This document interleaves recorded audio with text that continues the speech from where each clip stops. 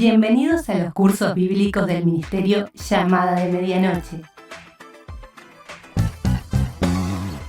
Una propuesta nueva para conocer y entender las Sagradas Escrituras y dar crecimiento a pastores, misioneros y a toda persona que quiere estudiar y crecer en su vida cristiana.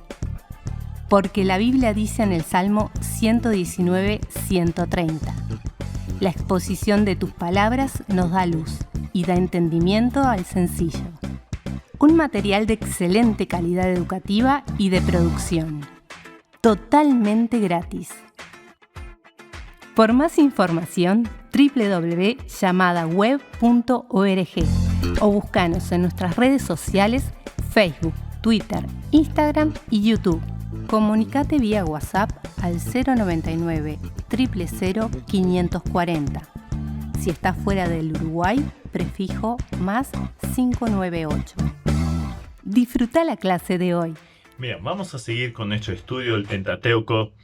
Y habíamos visto la introducción a todo el Pentateuco, las bases arqueológicas, costumbres, hallazgos que demuestran la autoría de Moisés en cuanto a esto. Vamos a lo que es Génesis. Vamos a hacer una pequeña introducción. En cuanto al nombre, Génesis es una palabra latina que viene de la traducción griega, la cual significa origen. O sea, Génesis inclusive lo usamos a veces en el español, el génesis del tal cosa, o sea, nos referimos al origen de algo. En el hebreo se llama por cómo comienza el libro, y esto es una constante en el Pentateuco. Así como comienza la primera línea, es como se denomina el libro. Entonces, ¿cómo empieza Génesis? En el principio. Y ahí el versículo sigue: creó Dios los cielos y la tierra. Allí esta es la expresión, en el principio, así se le llama en el hebreo. Ya con este nombre se nos da a conocer el propósito del libro, nos revela los comienzos de todo lo existente. ¿Cuál es el tema clave? Recién lo nombramos. Creo que aparte del tema de los comienzos de todo lo existente, nos da una respuesta de dónde venimos, que es la pregunta clásica de cada ser humano. También nos resalta el tema de la elección. La gracia divina por elección domina todo este libro, y lo vemos en las diferentes familias que van apareciendo. De los hijos de Adán, sabemos que, Abel fue asesinado, Caín es dejado a un costado, y luego sigue la línea de Set. De los hijos de Noé, Sem, Cam y Jafet, Jafet y Cam son dejados a un costado y es tomado la línea de Sem. De los hijos de Taré, que eran Nacor, Harán y Abraham, los dos primeros son puestos a un costado y es tomado Abraham. Abraham es el elegido. De los hijos de Abraham, Ismael es puesto a un costado y en su lugar es tomado Isaac. De los hijos de Isaac, Esaú es puesto a un costado, inclusive lo encontramos esto en el Nuevo Testamento: a Esaú aborrecí, mas he amado a Jacob. Y de los hijos de Jacob, Judá es el elegido para ser el canal a través del cual habría de venir el Mesías. Entonces, el linaje del Mesías, encontramos una profecía al respecto en Génesis 49:10. Debajo y detrás de la redención histórica siempre está la elección eterna. Podríamos resumir que Dios comienza la redención eligiendo un pueblo. ¿Cuál es el contenido del libro? Génesis nos recuerda el principio de todas las cosas, exceptuando a Dios. Se da por sentado que existe Dios y simplemente se dice Dios lo hizo y punto. Nos revela cómo fue el principio de la revelación de la persona de Dios mismo, eso sí. Nos revela el principio del universo, la vida del hombre, la humanidad, del sábado, de los pactos, de ponerle nombre, del matrimonio, del pecado, de la redención, de la muerte, vida familiar, sacrificios, naciones, gobierno, música, literatura, arte, agricultura, mecánica, las ciudades, las lenguas. En realidad, el principio de todo. Todas las cosas que conocemos tuvieron su comienzo allí. El contenido del libro de Génesis lo podemos resumir con básicamente 5 palabras: creación, caída, diluvio, Babilonia o la Torre de Babel y los patriarcas. Ahora, si comparamos, si ponemos una comparación en lo que empezó en Génesis y llega a su conclusión en Apocalipsis, realmente vemos algo fascinante. Vemos una unidad absoluta en la Biblia. Todo comienza, tiene su origen en Génesis y tiene su final o su consumación en el libro de Apocalipsis. Veamos simplemente un par de cosas. En Génesis tenemos el comienzo de todo. En Apocalipsis la consumación de todo.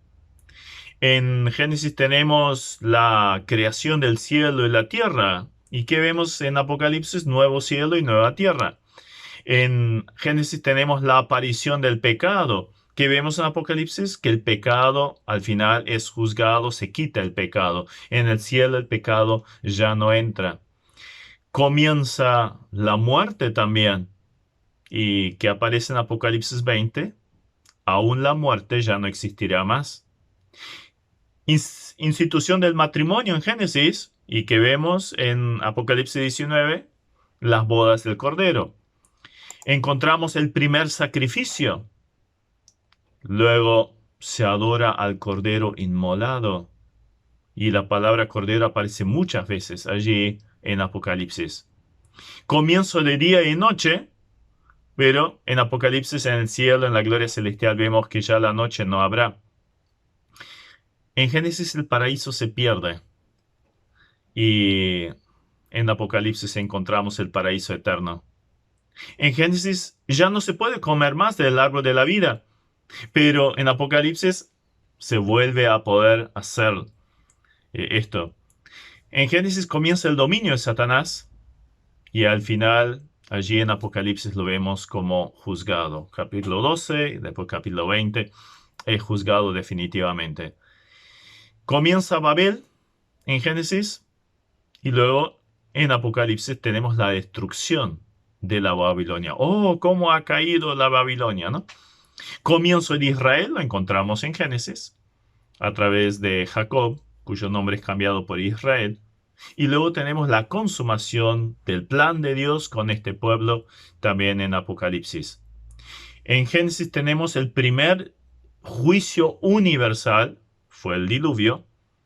En Apocalipsis encontramos el juicio final de todo, inclusive desaparición de cielos y tierra.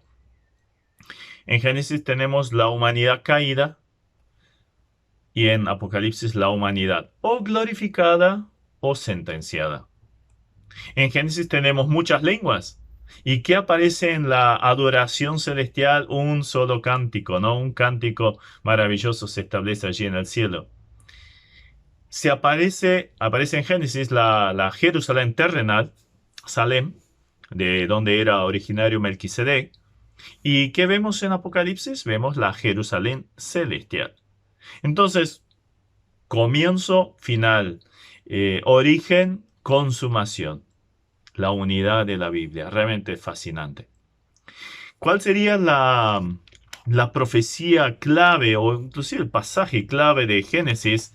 Podríamos decir Génesis 3:15, y pondré enemistad entre ti y la mujer, entre tu simiente y la simiente suya, y ésta te herirá en la cabeza y tú le herirás en el calcañar.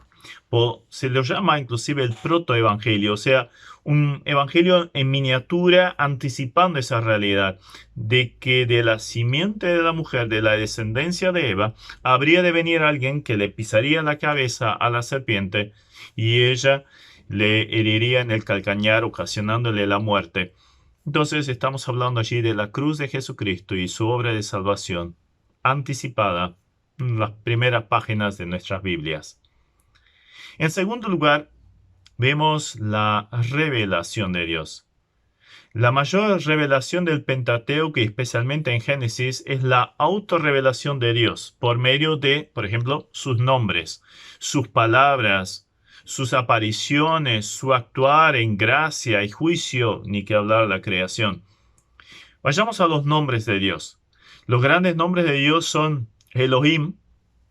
En el principio creó Dios. Ahí es la palabra en hebreo Elohim, que significa el fuerte, y se usa como una referencia al Dios verdadero con relación al universo, a los dioses paganos. Y en el original está en plural. No expresa la Trinidad, pero prepara el concepto para la revelación de la Trinidad que encontramos luego en el Nuevo Testamento. En el capítulo 2:4, aparece por primera vez el nombre de Yahvé, o como aparece en nuestras Biblias, Jehová, que es el existente por sí mismo, o como luego se explica en Éxodo el capítulo 3, versículo 14, yo soy el que soy. Es el nombre usado por Dios cuando entra en relación con el ser humano. Cuando se usa, pone en relieve la santidad de Dios, su odio al pecado y su amor a los pecadores. También aparece Adonai en el 15:2 de Génesis, que significa básicamente Señor, e indica la relación amo-criado. A esto le podemos añadir una serie de nombres compuestos. Creo que sabemos que tanto Jehová como Elohim muchas veces se asocia con otra palabra, entonces están esos nombres compuestos de Dios. Y encontramos varios de ellos en el Pentateuco. Por ejemplo, el Roí. En Génesis 16:13, el Dios que me ve. ¿Recuerdan la historia de Agar? Cuando ella está allí en el pozo y estaba a punto de morir, cuando había escapado de Sarai. Entonces, el fuerte que me ve. El Roí. El Shaddai aparece en el 17:1, que es ese Dios omnipotente, el todo suficiente. Dice allí, y era Abraham de edad de 99 años cuando le apareció Jehová y le dijo, yo soy el Dios Todopoderoso. Ahí está esa expresión, Dios Todopoderoso. Jehová Jireh aparece en Génesis 22, 13 al 14. Jehová proveerá. Allí cuando Isaac iba a ser sacrificado y apareció ese animal enredado por sus cuernos, el Señor proveerá. Jehová Raá, el Señor es mi pastor, que enseguida nos hace asociar a Salmo 23. Bueno, aparece en Génesis 48, 16 también. Jehová Rafa, en Éxodo 15:26, Jehová tu sanador. Jehová Nisí, Jehová mi estandarte. ¿Recuerdan cuando Moisés estaba allí con la vara levantada sobre el monte, cuando en el valle Josué y el ejército peleaban contra los amalecitas? Allí Moisés levantaba sus manos al cielo con la vara y era Jehová mi estandarte. A ese Señor le dio luego la gloria. Jehová Makadeshem, o Kadesh, que significa santo o el Señor tu santificador en Éxodo 31:13. Entonces, varios nombres compuestos. También encontramos por primera vez en Génesis, el capítulo 48:16, la palabra redentor, que en hebreo es Goel, y que es el familiar más cercano, que era el que actuaba en diferentes situaciones de pérdida de alguien, entonces actuaba el familiar más cercano a favor de esa persona que tenía dificultades, y esto se llamaba redentor. Aparece unas 90 veces en el Antiguo Testamento, pero ¿dónde empieza? En Génesis. También es en Génesis donde podemos ver las primeras apariciones del ángel de Jehová. Si recordamos allí en el capítulo 16, versículo 9, justamente en la historia de Agar, es interesante, la primera aparición del ángel de Jehová es para una gentil, no para una del pueblo elegido. Dice, y le dijo el ángel de Jehová, vuélvete a tu señora y ponte sumisa bajo su mano. Ángel de Jehová, que luego es identificado con Jehová y viviente que me ve. Entonces, ¿quién es el ángel de Jehová? Cada vez que encontramos en el Antiguo Testamento esa expresión ángel de Jehová, es una preencarnación, una aparición visible de alguien de la deidad. ¿Y quién se aparece? El único que se aparece visible es Jesucristo.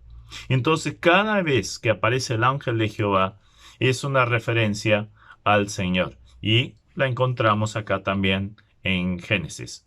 Ya en el libro de Génesis, entonces, recibimos una revelación, podríamos decir, básica acerca de Dios. Vemos a Dios como el creador, como el gobernador del mundo, el todopoderoso, pero también el redentor, o sea, el salvador. Ya esto lo vemos inclusive en Génesis. Entonces vamos específicamente a lo que es el Dios creador, Elohim. Vemos que se revela como una personalidad que piensa, siente, tiene voluntad. Sus pensamientos son maravillosos y los vemos en cada detalle de la creación hecha de una forma maravillosa. Sus sentimientos se demuestran en el amor demostrado al hombre al prepararle no solo morada, sino también suplirle de la compañera que necesitaba.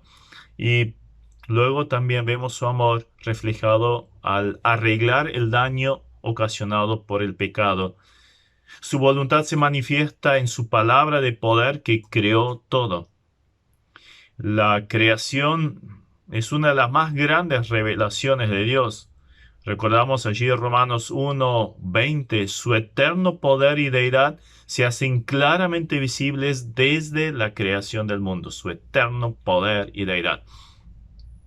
También ha escrito con letra de fuego su nombre en toda la creación, por lo cual el hombre tendría que reconocerlo.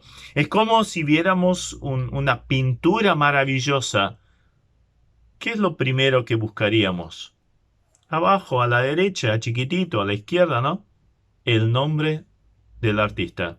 Y bueno, cuando vemos la creación es esto. ¿Dónde está el nombre del autor? Este paisaje tan bello, este cuerpo tan perfecto, y podríamos seguir el universo tan extraordinario. ¿Dónde está la firma?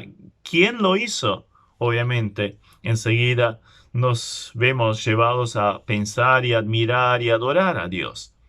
Entonces, la creación es una de las grandes revelaciones de Dios. Elohim, ya habíamos visto esa palabra en plural que anticipa la Trinidad para crear todo lo existente. La creación es obra del Padre por la palabra del Hijo y en el poder del Espíritu Santo. Es interesante que siempre encontramos activa la Trinidad.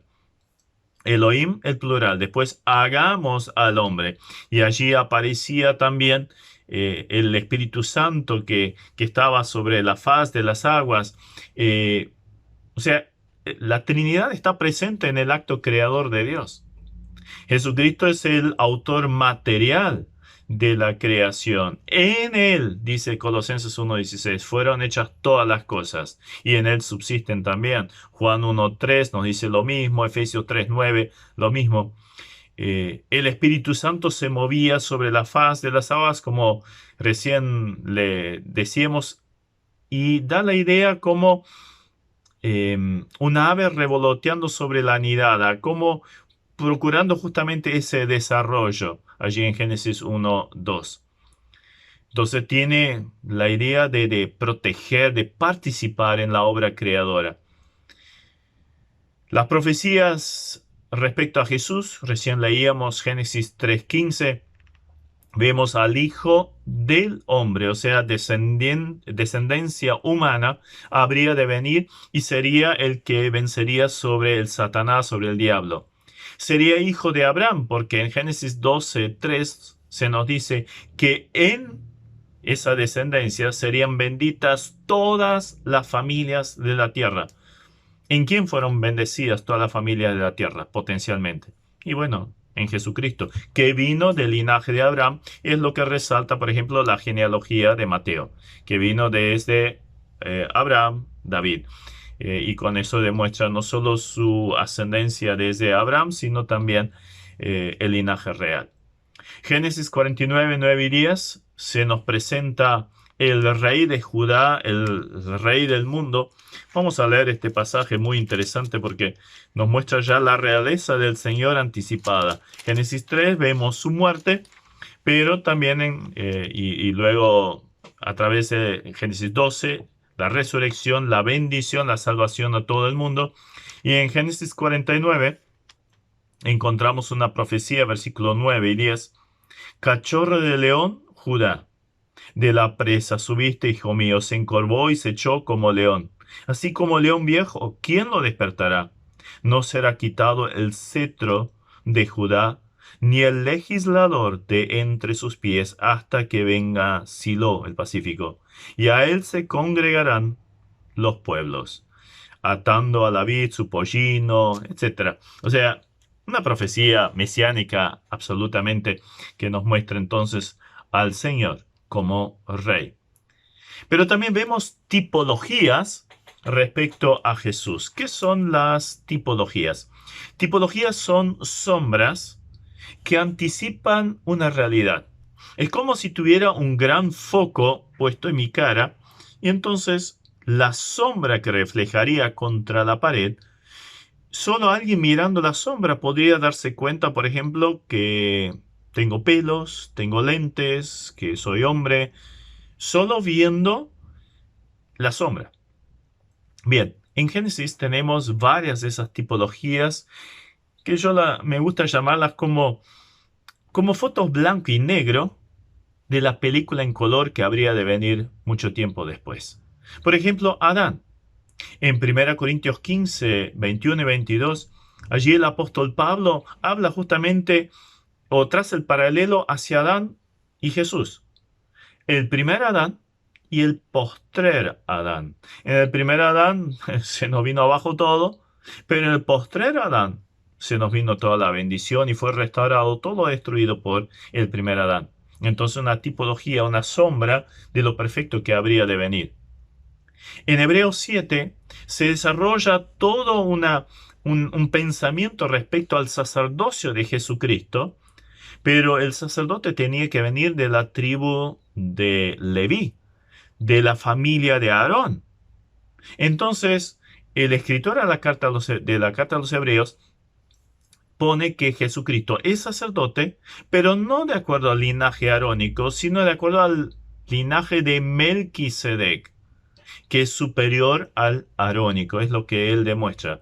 Y esto lo demuestra en el sentido de que ¿quién le trajo el diezmo a quién? Abraham a Melquisedec. ¿Quién bendijo a quién? El mayor al menor siempre. Melquisedec a Abraham.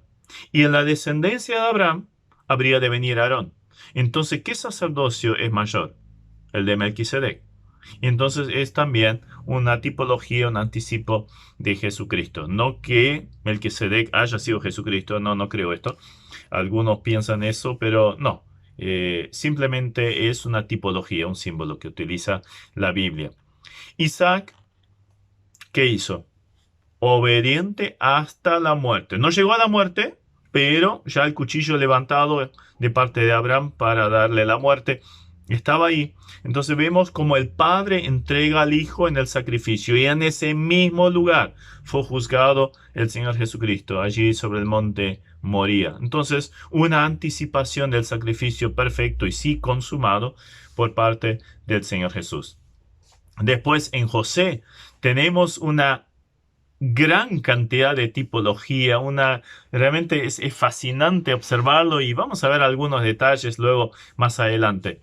Toda la vida de José es un paralelismo profético, una anticipación profética de la vida y la obra del Señor Jesucristo. Obviamente lo más destacado es la venta como esclavo, su humillación, exaltación y la salvación del pueblo de Egipto y de su propia gente que logró.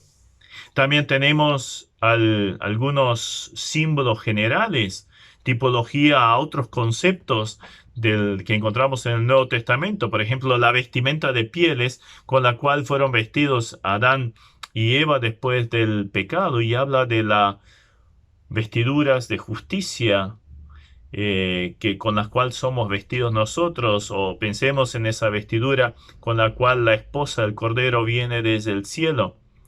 El sacrificio de Abel, que habla más, el sacrificio de Jesús, que habla más perfectamente que el sacrificio de Abel, Hebreos 10:10. Todos los altares, sacrificios que se dan allí, todos prefiguraban el perfecto sacrificio del Cordero de Dios. El arca de Noé es una tipología maravillosa, es un tipo precioso. ¿Qué vemos allí? Una calamidad, pero asociada con un aumento impresionante de la maldad. Entonces tenemos pecado. La consecuencia del pecado, la muerte. Ahora, hay una solución. Hay un camino, hay una puerta para entrar al arca. ¿Quién es esa puerta? Y bueno, yo soy la puerta, el que por mí entrará será salvo. Y esa arca hecha de madera, pensemos, ¿dónde fue puesto Jesús? En un pesebre. ¿Dónde murió? En un madero. Todo hecho de madera. Entonces, nos habla de la salvación y el que se apropia de ella, el que entra, ese es salvo. Y llega un momento que la gracia de Dios termina. Se cierra la puerta. Fue Dios que cerró esa puerta. Entonces también tenemos un precioso símbolo acerca de la salvación de Jesucristo en esto. Y también un símbolo, una tipología hacia Israel que es guardado en la tribulación. Recuerdan que en Génesis 5 aparece, por ejemplo, Enoc, que es arrebatado antes del juicio. Noé y su familia pasan a salvo por en medio del juicio. Entonces, iglesia arrebatada, Israel guardado por Dios durante la tribulación. Después tenemos el agua del diluvio que Pedro mismo traza el paralelo a la figura del bautismo en 1 Pedro 3:20 y 21. La escalera al cielo que vio Jacob y nos habla de esa unión que justamente produjo Jesucristo entre Dios y la humanidad. Encontramos el paralelo en Juan 1:51. Justamente nos dice esa realidad. Juan 1:51 dice: y le dijo Jesús, de cierto os digo, de aquí en adelante veréis el cielo abierto y a los ángeles de Dios que suben y descienden sobre el Hijo del Hombre. Entonces la escalera al cielo también como una tipología. Entonces podemos resumir que la revelación de Dios en el libro de Génesis nos muestra al Dios creador y a su vez el Dios salvador. Dios no solo creó al hombre, sino también se encarga de proveerle la salvación a un hombre que la echó a perder a través de haber caído en el pecado. Entonces, desde Génesis 3:15 del protoevangelio vemos la preparación de la venida del Salvador. La línea de la salvación en cuanto a la genealogía también ya lo vemos trazado y se puede observar a través de todo el libro del Génesis. ¿Cómo dividimos el libro de Génesis como tercer punto? Podemos ver primero una división general. Tiene 50 capítulos y lo podemos dividir en dos partes, básicamente. Capítulo 1 hasta el 11:9, desde la creación hasta Babel, la Torre Babel. Y del 11:10 hasta el final, desde Abraham hasta la muerte de José. Entonces, básicamente, la historia primitiva, el origen de todas las cosas, y después los patriarcas. En la división hebrea, que ya habíamos nombrado, Génesis está dividido en 10 secciones. Hay una introducción general, capítulo 1 y 2 hasta el versículo 3, pero después la primera sección, y siempre está dividido donde aparece la palabra generaciones. Generación de los cielos y la tierra. Libro de las generaciones de Adán. La segunda sección, capítulo 5. Las generaciones de Noé, capítulo 6:9 al 9. Las generaciones de los hijos de Noé, capítulo 10 al 11:9. Las generaciones de Sem, 11:10 al 26. La sexta sección, las generaciones de Taré, padre de Abraham, 11:27 al 25:11. Las generaciones de Ismael, 25:12 al 18. Las generaciones de Isaac, 25:19 al 35. Las generaciones de Esaú, capítulo 36. Las generaciones de Jacob, 37 al final. 10 secciones de la división hebrea. La división específica creo que es bastante clara. Capítulo 1 al 3, desde la creación hasta la caída. Capítulo 4 al 8, desde la caída hasta el diluvio. Capítulo 8, 15 al 11, 9, tenemos desde el diluvio hasta la torre de Babel. Y después ya empieza la historia patriarcal y ahí más o menos se entrecruzan. Obviamente tenemos el nacimiento de Isaac entrelazado con la vida de Abraham, que sigue un par de capítulos más. Y así también Jacob y José. Pero bueno, tenemos entonces la historia de estos 4 patriarcas en forma muy especial. Vamos a ir específicamente a lo que es la creación. Los primeros capítulos del Génesis, ya habíamos dicho en la introducción al Pentateuco, que son las columnas de la Biblia. Si ellas caen, y específicamente hasta diría, si caen los primeros 12 capítulos del Génesis, se nos cae la Biblia. Por eso es tan importante hacer un énfasis en la veracidad, en la literalidad de este relato y que no hay errores allí. ¿Qué decía Hebreos 11:3? Por la fe entendemos haber sido constituido el universo por la palabra de Dios, de modo que lo que fue hecho se hizo de lo que no se veía. Entonces, básicamente es esto la realidad de... tenemos que creer, o sea, lo sabemos por fe. Todo lo que se ve fue hecho de lo que no se veía. ¿Qué no se veía? Dios.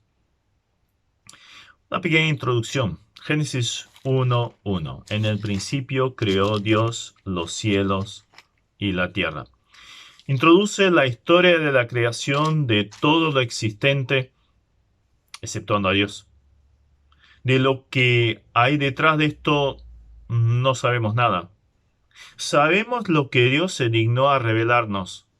Lo que conocemos de Dios es lo que Él nos mostró a través de la Biblia. Génesis está escrito de lo general a lo específico. Podríamos verlo como un gran embudo. Arriba de todo, Génesis 1:1. En el principio creó Dios los cielos y la tierra.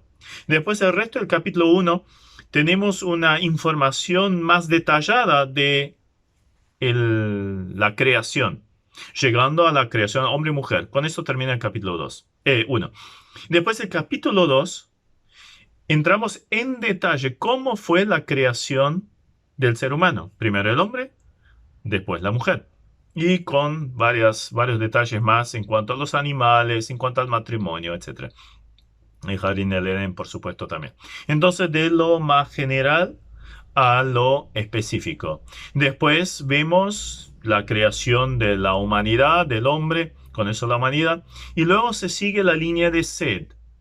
Se sigue un poquito las otras líneas y ahí se corta. Lo principal es Sed. Luego de los hijos de Noé es Sem. Dentro de los descendientes de Sem llegamos a la elección de Abraham.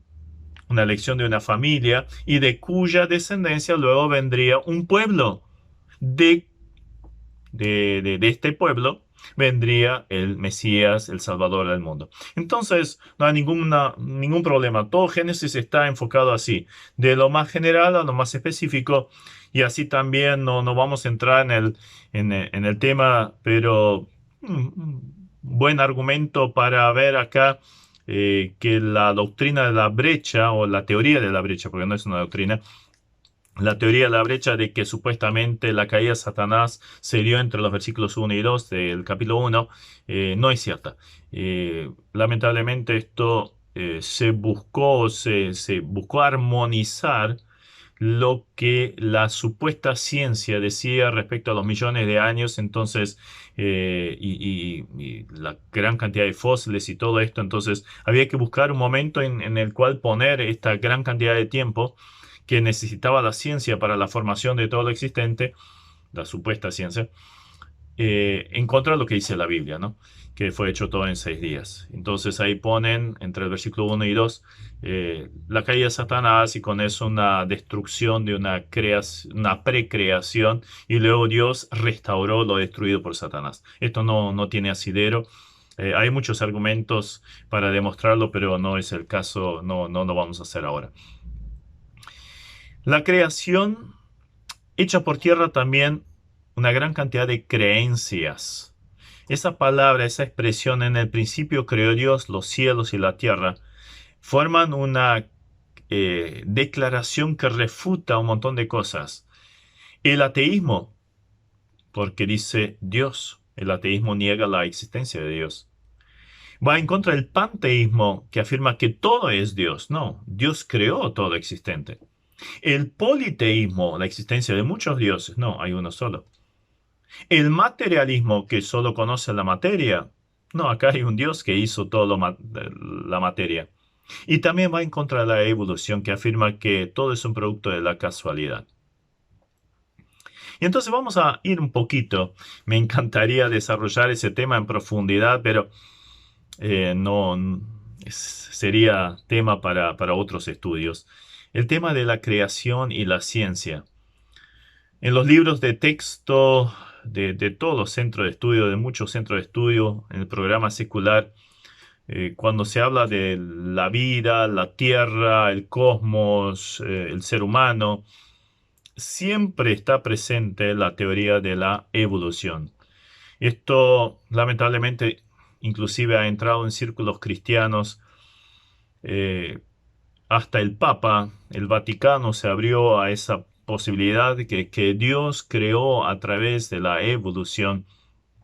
Entonces, pareciera como que nosotros, los que creemos en la literalidad del relato de la creación, somos unos retrógrados, unos tipos fanáticos religiosos, y que vamos en contra de los descubrimientos de la ciencia. Vamos a demostrar algunas cositas, muy pocas en este momento, no da el tiempo para esto, pero queremos demostrar un poquito que esto no es cierto. Al contrario, la ciencia empírica, la que se demuestra, más bien comprueba el relato bíblico, en contraposición a lo que es la teoría de la evolución, que sigue siendo teoría. Según el relato bíblico, Dios creó todo, y este vocablo significa hacer de la nada, en el sentido que no hubo necesidad de materia preexistente para la creación, sino que de Dios mismo se tomó lo necesario para hacer todo. Y vamos otra vez al pasaje de Hebreos 11:3. Por la fe entendemos haber sido constituido el universo por la palabra de Dios, de modo que lo que se ve fue hecho de lo que no se veía. Entonces, básicamente, todo lo existente fue hecho por Dios mismo. Entonces, hay muchos argumentos para demostrar el tema de o ir en contra de la evolución, y más bien apoyar la creación. La evolución enseña que todo lo existente surgió de la unión de diferentes elementos, me estoy refiriendo a la vida, de los elementos necesarios para formar la primera célula viva, y de ahí se desarrollaron, evolucionaron todos los seres vivos. Esto se unió luego a la teoría del Big Bang, que resalta que en un momento había una gran cantidad de energía, materia acumulada en el espacio, que por alguna razón que no se sabe, hizo explosión. O sea, no sabemos el origen de esa energía y materia, no sabemos el origen de la explosión. Son todo teorías, conjeturas. No hay evidencia, nadie estuvo presente. Entonces, muchas veces nos critican a nosotros, pero ustedes creen en un Dios que creó todo, bárbaro. Pero ustedes creen en algo que tampoco vieron y no hay evidencia empírica al respecto. Pero bueno, básicamente la teoría del Big Bang entonces dice que esto explotó y que esas partículas salieron dispersadas por el espacio, formando el universo, las galaxias, los planetas, sistemas, etc. Y entre ellos esa partícula chiquitita que fue nuestra Tierra, que se fue enfriando, luego por casualidad formó la capa atmosférica para que hubiera posibilidad de que existiera la vida. Después, en un mar universal se unieron los diferentes elementos para formar esa primera célula viva, y de ahí luego surgieron todos los seres vivos. El padre de la evolución lo conocemos bien, Charles Darwin, un biólogo que recorrió el mundo a bordo de un barco y veía cómo especies, dentro de las especies o especies había cercanía a otras especies, similitudes externas. Entonces, por ejemplo, al observar una especie de gorriones en la isla de Galápagos, que está allí frente al país de Ecuador, y los mismos gorriones en el continente, vio diferencias que tenían que ver con una adaptación al ambiente y a la comida. Entonces decía, si dentro de una misma especie se pueden dar esas adaptaciones, ¿por qué no de una especie se forme otra especie? Por cuestiones de similitud, cercanía física que pudiera existir. Entonces, cuando volvió de su viaje, presentó esa teoría y escribió el libro El origen de las especies, donde se plasmó ese concepto. Ahora, es interesante que esa teoría no fue propagada en primer lugar de un punto de vista científico, pero sino fue tomado sobre todo por los filósofos ateos que iban en contra del cristianismo y ahora tenían algo supuestamente científico para demostrarlo. Entonces, pues, llegamos a la conclusión que todo lo que es la evolución tiene su punto de partida en un momento que se formó la primera célula, y de ahí como un árbol se fue extendiendo a las diferentes ramas, incluyendo entonces la rama donde están los mamíferos, entre los cuales también se encuentra el mono y el ser humano. Es evidente que existen rasgos parecidos entre el mono y el hombre, y ahí entonces formaron esa escalerita de eslabones intermedios, del monito más encorvado hasta el Homo sapiens, que supuestamente somos nosotros. Ahora, es interesante que todos esos eslabones intermedios o son diferentes especies de monos. Ustedes saben que hay monos muy chiquitos y hay monos como el orangután, que caminan en forma parada, inclusive. Pero también hay diferentes razas humanas con quizás la quijada más para atrás, la frente más para atrás o más para adelante, o cosas por el estilo. La cuestión es que está comprobado que no existe el famoso eslabón intermedio. O son diferentes especies de monos o son diferentes razas humanas. Toda la evidencia de esos eslabones intermedios se perdió o no existe, y lo más triste, se comprobó como una gran cantidad de fraudes. Con mucha hambre de gloria y falta de ética y profesionalismo científico, se intentó llenar ese bache de la unión, el punto de intersección entre estas dos especies, mono, hombre por otro lado, buscando un nexo. Claro, la teoría estaba, entonces había que buscar la comprobación, pero bueno, la comprobación no la encontraron hasta hoy. Hasta hoy en día siguen buscando el famoso eslabón intermedio o perdido, y sigue estando perdido. También, si uno ve, acá tenemos una gran cantidad de cerdos, y si uno observa en la columna de la derecha hay uno con un montón de lana. Casi parece una oveja, pero si uno se fija en las patas y en el hocico se da cuenta que es un cerdo. Se llama el cerdo lanero húngaro. Hasta se puede esquilar, se puede hacer un buzo de la lana de este animal. Claro, si uno ve este animal, dice, claro, tiene que haber algún nexo. Miren, es casi idéntico a una oveja, pero aunque lo pusiera al lado de una oveja, jamás tendrían cría. ¿Por qué? Son genéticamente incompatibles. Y lo mismo pasa con el ser humano y el mono. Infinidad de experimentos se hicieron, pero nunca ha dado resultado. Entonces, ya de entrada, este concepto de que una especie evoluciona hacia otra, le falta la comprobación. No hay comprobación al respecto. Darwin decía aproximadamente allí por el 1850, ¿a qué se debe entonces que cada formación geológica y cada estrato no esté lleno de eslabones intermedios? La respuesta de él era: la geología no revela ninguna cadena orgánica finamente graduada. Y esto quizás es la más obvia y seria objeción que puede colocarse en contra de mi teoría.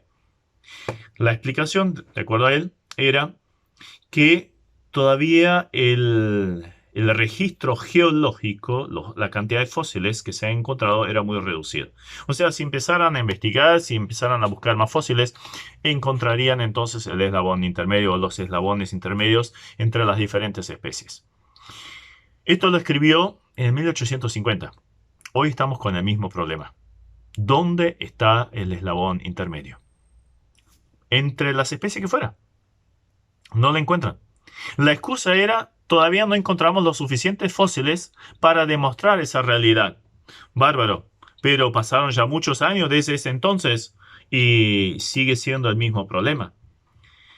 La evolución necesita de variación en la genética y allí también tienen un gravísimo problema, porque el tema de las mutaciones, que es esos cambios genéticos, también es problemático.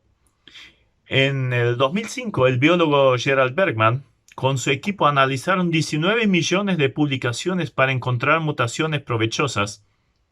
O sea, que produjeran algo más positivo, o sea, que avanzara, que evolucionara. Básicamente esa es la palabra, ¿no?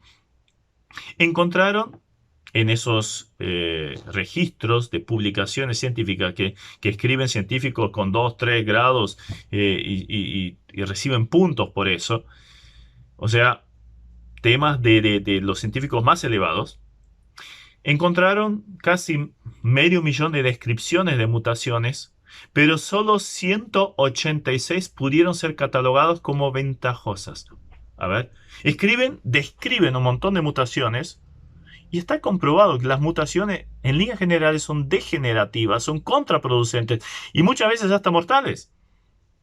Ahora, en todas esas publicaciones, medio millón de publicaciones, describieron 186 positivos, pero ninguna de ellas resultó presentar un aumento de genes para formar nuevas proteínas funcionales.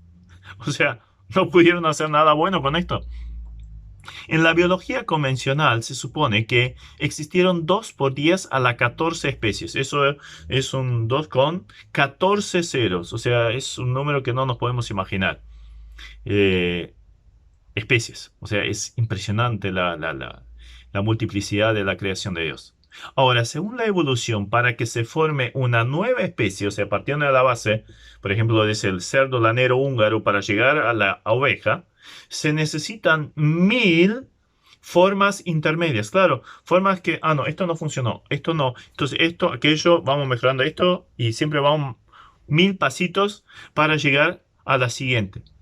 Pero a su vez también dicen, y esto da un número de 2 por 10 a las 17 formas intermedias, a su vez dicen que de una forma intermedia a otra, o sea, entre esas 1000, se requiere otras 1000 más.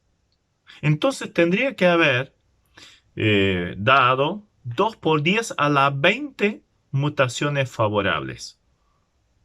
Ahora, simplemente un cálculo sencillo matemático. O sea, metemos biología y matemática.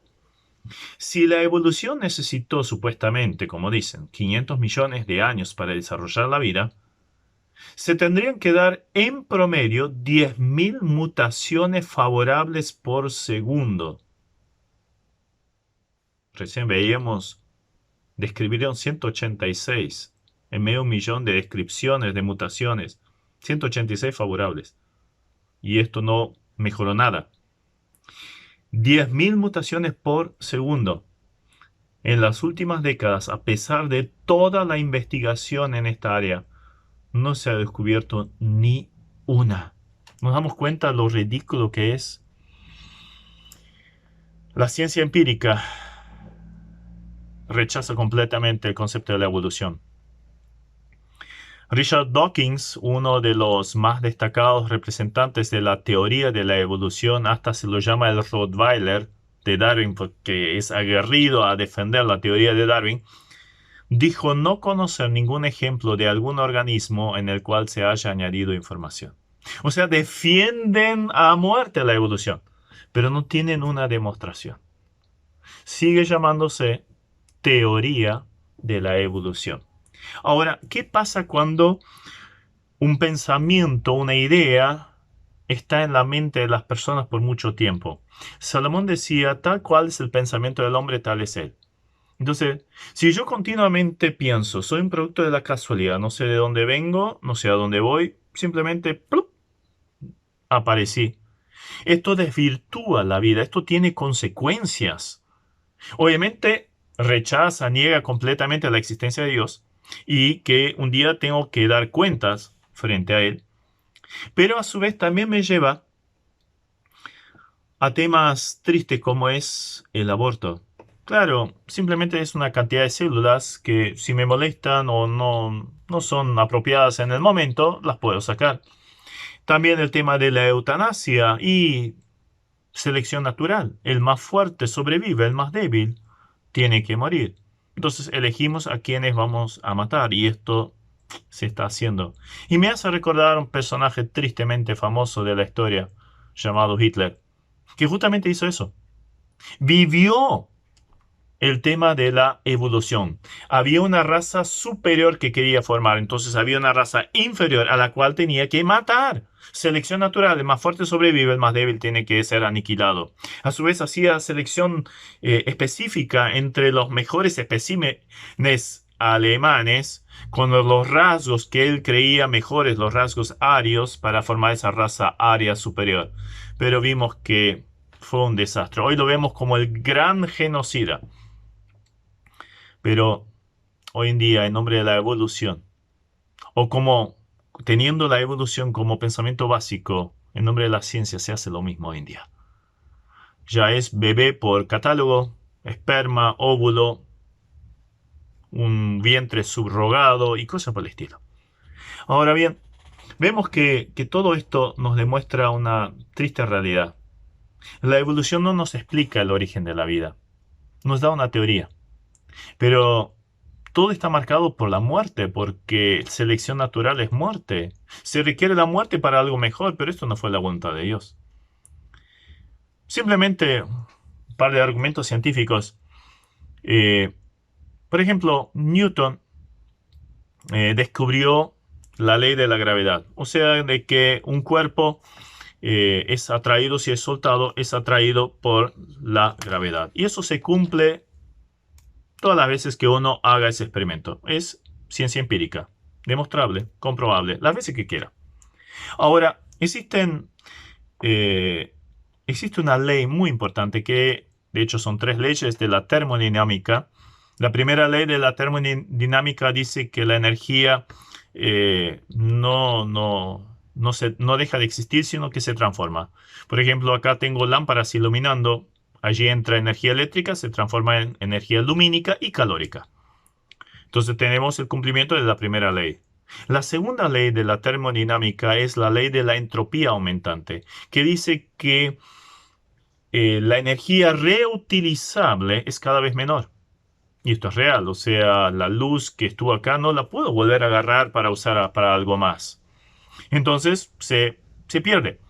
Sigue estando, pero inutilizable para nosotros. Entonces, en un sistema cerrado, las cosas tienden a deteriorarse. Y esto es muy fácil de observar. Si yo no le meto energía e ideas en un sistema cerrado, las cosas siempre van a tender a degenerar. Entonces, las cosas no evolucionan por sí solas. Se deterioran. Si yo no meto energía e ideas, mi cuarto, mi casa, es un lío tremendo porque no meto energía e ideas. Y eso también, obviamente, en cuanto a nuestro cuerpo. Si yo no meto energía, este cuerpo se muere. Entonces, hay una ley que va en contra de lo que es la evolución. La de la entropía aumentante, la segunda ley de la termodinámica. Ahora, ¿qué de los millones y millones de años que necesita la evolución? También esto es un verso. También esto está mal. ¿Cómo funciona esto del carbono 14, que es el más utilizado para definir la cantidad de años? tenemos nuestro globo terráqueo rodeado por la capa atmosférica y continuamente estamos siendo bombardeados por rayos cósmicos, que la mayoría rebota en nuestro escudo protector de la atmósfera. Si no tuviéramos la atmósfera, seríamos, en un momento estaríamos bien crocantes como un pollito en el microondas, simplemente por efecto de los rayos cósmicos. Pero bueno, hay una cierta cantidad que igual se filtra dentro de la atmósfera y ahí se mezcla con el nitrógeno 14, que es un gas, y ahí se forma el carbono 14. Entonces todos los seres vivos que están en esta atmósfera tienen un carbono 14 igual. Ahora, ¿qué pasaría si una gran cantidad de sedimento me tapa de repente? Entonces deja de existir ese contacto con la atmósfera y como el carbono 14 es una sustancia radiactiva, se puede medir, pero se va diluyendo con el paso de los años. A los 5.000 años de muerto, tendría el carbono 14 de hoy dividido 2. Entonces, con una sencilla regla matemática, cuando uno encuentra un fósil, mide el carbono 14, puede darse una idea de hace cuántos años estuvo vivo este ser. Hasta ahí todo bien. Es un excelente método para fechar, inclusive el que lo inventó, el que lo descubrió, tiene el premio Nobel de Física. Ahora, ¿qué pasaría si en algún momento de la historia de nuestro globo, la capa atmosférica, en vez de tener cierto grosor, hubiera tenido, digamos que, 10 veces el grosor de la actualidad, por decir un número, porque no se sabe esto? Entonces la cantidad de rayos que llegaba de afuera sería lo mismo, pero la cantidad que rebota sería mucho más.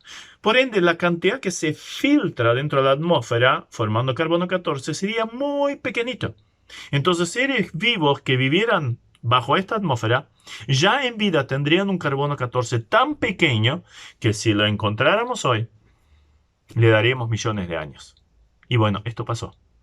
Allí en Génesis 2, 5 y 6 dice que antes del diluvio no había lluvia, sino que había un vapor que regaba toda la tierra. Entonces ahí tenemos la gran campana de vapor. ¿Que cuándo cayó esto? Y con el diluvio. ¿Cómo se comprueba esto científicamente? De que tiene que haber habido una atmósfera mucho más gruesa antes. Y tiene que haber habido, si esto fue realidad, si lo que la Biblia dice es verdad, entonces tendría que haber formado un clima tropical uniforme en todo el globo terráqueo. Esto está confirmado. Se encontraron helechos y palmeras gigantes fósiles en el norte de Canadá, donde hoy en día no crece nada, en verano un poco de musgos nomás. Y eso es vegetación tropical. ¿De qué se formó el petróleo que se saca en la Patagonia Argentina? De muchos fósiles. Hoy en día es un lugar muy frío y seco, árido casi, en gran parte. Y gran cantidad de petróleo. ¿De dónde se formó? Gran cantidad de vegetales, exuberante vegetación. Entonces hubo un clima tropical en todo el globo terráqueo. Esto significa una capa atmosférica mucho más gruesa que justamente lo producía una especie de efecto invernadero. La Biblia tiene razón. Y la ciencia no puede ser tomada, el tema del fechaje de carbono 14, en edades que van más atrás del diluvio, o sea, unos 4.400 años atrás. Entonces, dejemos de lado esa falsa ciencia, creamos en la Biblia, sobre todo eso, creamos, pero tenemos evidencia aún de la ciencia empírica que nos demuestra la veracidad de la Biblia. Gracias a Dios por ello. Siempre va a ser así, que la Biblia dice la verdad y en algún momento los seres humanos que realmente quieran saber la verdad, la van a encontrar y van a confirmar que la palabra de Dios es verdad. Entonces, ¿qué podemos hacer frente a esta preciosa realidad? Y alabar al Dios creador, que hizo todo de una forma tan perfecta. No a la evolución, sí a la creación. Esperamos que esta clase haya sido de edificación. Recuerda que en nuestra página web www.llamadaweb.org podrás encontrar el complemento de esta clase con las notas y material extra. Busca la pestaña Cursos Bíblicos y regístrate para tener más material totalmente gratis. Gracias a todos los que ofrendan para que este material siga produciéndose.